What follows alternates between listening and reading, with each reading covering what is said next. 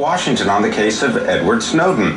Now on to drug maker Roche seeking billions of dollars for a potential takeover of the orphan drug maker Alexion Pharmaceuticals. But some Wall Street investors say that a takeover may be less than ideal. For more on what Alexion does and where the industry is headed, let's bring in Bloomberg News' expert in healthcare and pharmaceuticals, Shannon Pettypiece. Also, Meg Tyrrell covering biotechs and pharmaceuticals. Good to have you both with us. Shannon, what exactly does Alexion, what is this whole idea of an orphan drug? This is like one drug that makes a lot of money. Yes, what we're talking about here, this is a company with a $21 billion market cap. They have one product that treats extremely rare diseases, very, very rare diseases.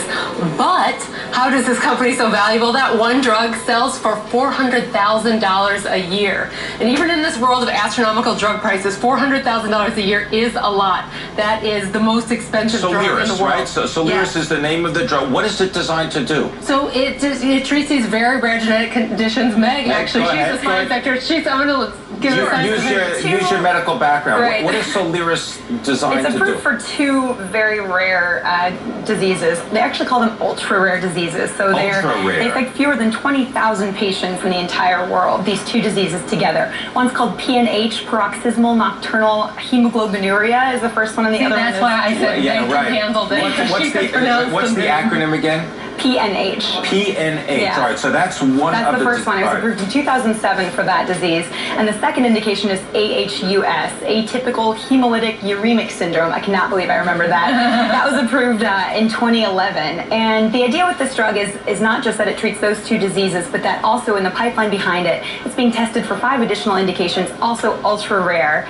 But these are very severe disorders. And so without this drug, patients have very, very poor qualities of life. And so they can command these high price tags because without it, patients don't survive, they have organ damage, so it's really problematic, and the drug can help solve that problem for them. All right, but orphan drug status is something that you have to get from the government, right? It has to be, yes, for a very small niche population. And that's why it has, everybody in pharma all of a sudden got into making these drugs for rare populations because they realized they could charge a ton of money. Right, in this case, $400,000. Maybe you only have 1,000 people in the U.S. who had it in the past. Big pharma scoffed at those. They laughed at them. They only wanted for blockbusters. Right. People with 30 million patients have this disorder like cholesterol. Then they got a lot of pricing pressure on cholesterol, blood pressure drugs. So these orphan drugs, these rare drugs, because there's going to be only one treatment for them, and it's such a small population, they can kind of charge whatever they want. Also, governments wanted to give incentives for drug makers to develop these kinds of medicines. Those hadn't been in place before, and so they were going after the cholesterol and other really big indications. So these incentives are things like increased regulatory or longer patent lives on these drugs. And so that's something that big pharma really wants. Yes, it's easier to get FDA approval, easier to get to market. You don't have to prove that you're superior to 5 other cholesterol drugs out there. Smaller trials, fewer patients, because there are just fewer patients in general. So a percentage of that.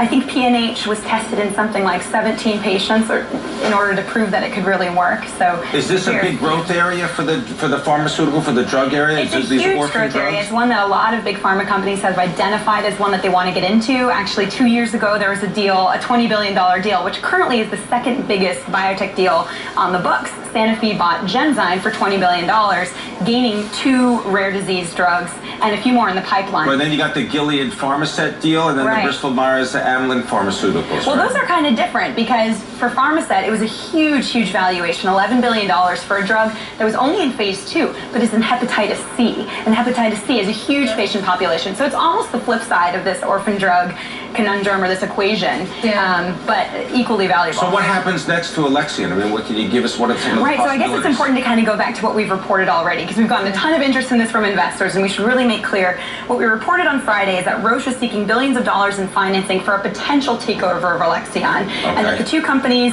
have been in touch on and off for a few months, and that the deal may not happen. And so right now we're at the stage where no offer has necessarily been made, just that Roche is seeking financing to potentially make an offer. Who else would want this? Well, there could be a lot of potential pharma bidders, but as Meg had said, or you had said, this is a $20 billion company with one product that makes $1 billion. That's a big valuation for a company. So a lot of analysts and investors are kind of rolling their eyes a little that Roche would be interested in paying this much for this company. But as we laid out, it's an orphan drug. There's more indications. It's very expensive. They can charge what they want. So that's the allure here. And this company's stock has tripled over the past 3 years.